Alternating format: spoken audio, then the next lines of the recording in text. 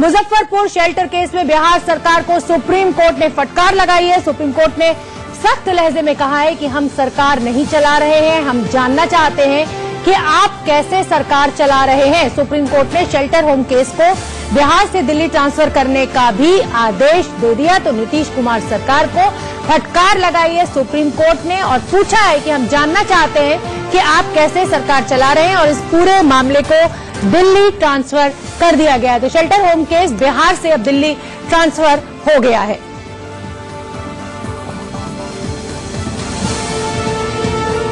सवाल ये उठता है कि सुप्रीम कोर्ट ने ऐसी कौन सी कमियां पाई इस पूरे मामले में जिस पर इतनी बड़ी टिप्पणी बिहार सरकार के ऊपर सुप्रीम कोर्ट को करनी पड़ी। अब इस पूरे मामले को बिहार से दिल्ली ट्रांसफर कर दिया है।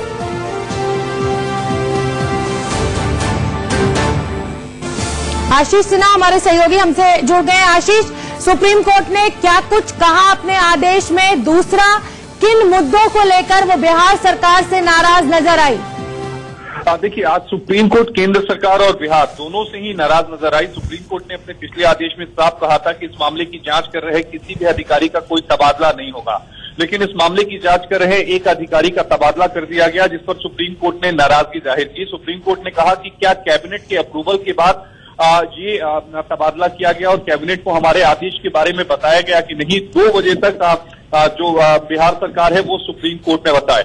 सबसे अहम बात और सबसे बड़ी बात है कि अब बिहार शेल्टर होम के जो 17 मामले हैं जिनकी जांच सुप्रीम कोर्ट की निगरानी में चल रही है, उन सभी का ट्रायल अब दिल्ली की साकेत कोर्ट में होगा।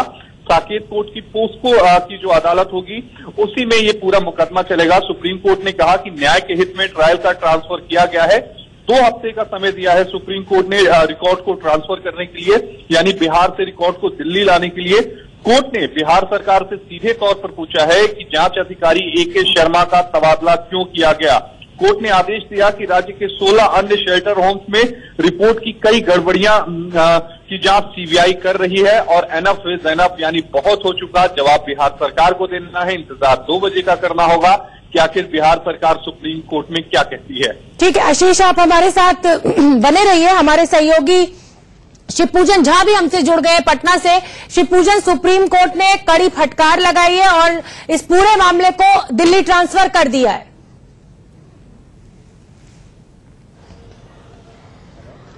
हाल के दिनों में हमने देखा है किस तरीके से बिहार सरकार की पूरी छेछालेदर इस पूरे मामले पर हुई है। गौरतलब है कि Tata Institute of Social Science की रिपोर्ट के बाद भी कोई कार्रवाई नहीं हुई थी और बहुत लंबे अरसे के बाद जब तफ्तीश शुरू हुई तो एक के बाद एक कुछ ऐसी कहानियां सामने आई जो निश्चित रूप में पूरे देश को उसने चौंका करके रख दिया, दुनिया को चौंका करके रख दिया। और इसी का संज्ञान लेकर के सुप्रीम कोर्ट ने पूरे मामले को जो है खुद से एग्जामिन करना शुरू किया है। हमने देखा किस तरीके से एक के बाद एक कई शेल्टर होम के रख रखाव और जो जिस तरीके से शेल्टर होम को चलाया जा रहा था उस पर सवाल खड़े किए गए हैं। जाहिर तौर पर सरकार को काफी जवाब देना होगा और जिस तरीके से सुप्रीम कोर्ट ने सरकार को आड़े हाथों लिया है तो बैठे बैठाए हम कह सकते हैं विपक्ष को एक बड़ा मुद्दा मिल गया है। चुनावी साल है और विपक्ष को एक बड़ा मुद्दा मिल गया है सरकार को घेरने का। शिवपूजन, एक अधिकारी के ट्रांसफर को लेकर सुप्रीम कोर्ट ने कड़ी टिप्पणी की है। क्या सरकारी हलकों में किसी से आपकी बात हुई है कि इस ट्रांसफर को आखिर किया क्यों गया था?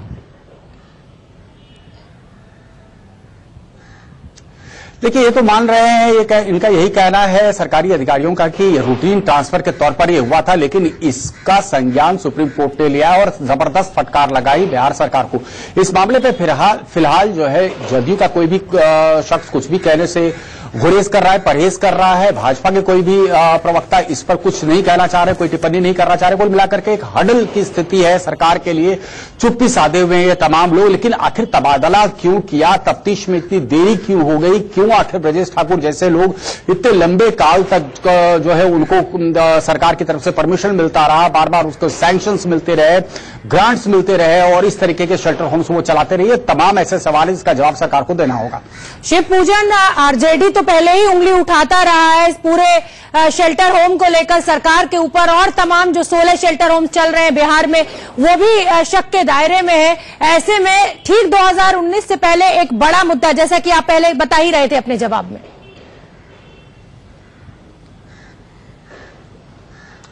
जाहिर तौर पर काफी बड़ा मुद्दा विपक्ष के हाथों लग गया है और जैसे ही Tata Institute of Social Science की पूरी डिटेल्ड रिपोर्ट सरकार को सौंपी गई थी, उसके बाद से जिस तरीके से तफ्तीश हुई, ये सिर्फ मुजफ्फरपुर शेल्टर होम की कहानी नहीं है। बहुत सारे शेल्टर होम्स की ऐसी कहानियां निकल करके सामने आई थी, चाहे वो पटना का हो, भागलपुर का हो, मुंगेर का हो, इस तरह से बहुत सारी कहानियां निकल करके सामने आई थी जहां पर बच्चों के अलग अलग तरीके से शोषण की बात सामने आई थी। कई मामले में यौन शोषण की बात भी सामने आई थी। Tata Institute of Social science के रिपोर्ट को सही तरीके से सरकार सही वक्त पर उस पर कार्रवाई करती तो शायद सरकार की आज इतनी शिक्षा लेदर नहीं होती।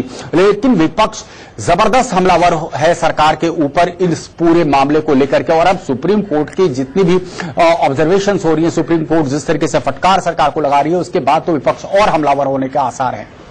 ठीक है शिवपूजन, आप हमारे साथ बने रहिए। एक बार फिर से ये बड़ी खबर आपको बता दें, सुप्रीम कोर्ट ने फटकार लगाई है बिहार सरकार को। सुप्रीम कोर्ट का कहना है कि सीबीआई अफसर के तबादले क्यों किया गया, ये सुप्रीम कोर्ट ने पूछा है। बिना बताए अफसर का तबादला आखिर क्यों किया गया? मुजफ्फरपुर शेल्टर केस में बिहार सरकार को सुप्रीम कोर्ट की फटकार, पूरे मामले को अब दिल्ली शिफ्ट कर दिया गया है। लगभग महीने का वक्त इसमें लगेगा और हम सरकार नहीं चला रहे, ये भी सुप्रीम कोर्ट ने कहा। और कोर्ट ने पूछा बिहार सरकार से कि आप कैसे सरकार चला रहे हैं।